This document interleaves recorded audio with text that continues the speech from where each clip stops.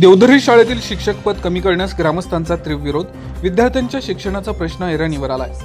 यवतमाळच्या राळेगाव तालुक्यातील जिल्हा परिषद उच्च प्राथमिक शाळा देवधरी येथील शिक्षक पद कमी करण्याचा प्रस्तावाला ग्रामस्थ पालक व शाळा व्यवस्थापन समितीने तीव्र विरोध दर्शवलाय. या संदर्भात केंद्र प्रमुख व मुख्याध्यापक यांना शिक्षकांना कार्यमुक्त न करण्याबाबत निवेदन सादर करण्यात आलं असून विद्यार्थ्यांच्या शैक्षणिक हितासाठी दोन्ही शिक्षक कायम ठेवण्याची मागणी करण्यात आली आहे. सध्या देवधरी शाळेत 35 विद्यार्थी शिक्षण घेत असून शाळेत केवळ 2 शिक्षक कार्यरत आहेत.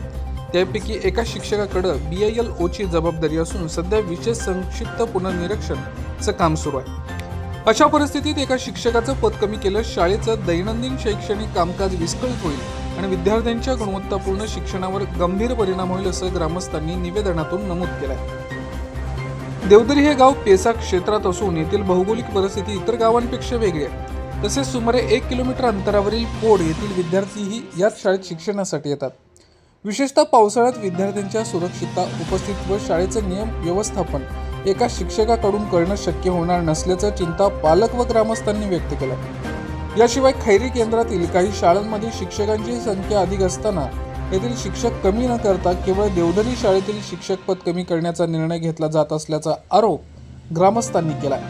या निर्णयामुळे विद्यार्थ्यांमध्ये भेदभावाची भावना निर्माण होण्याची शक्यता असून प्रशासनानं या प्रकरणाची गांभीर्यानं दखल घ्यावी अशी मागणीही करण्यात आली आहे. देवधरी शाळेतील दोन्ही शिक्षक कायम ठेवावेत. एका शिक्षकाला कार्यमुक्त करून विद्यार्थ्यांच्या शिक्षणाची तडजोड करू नये.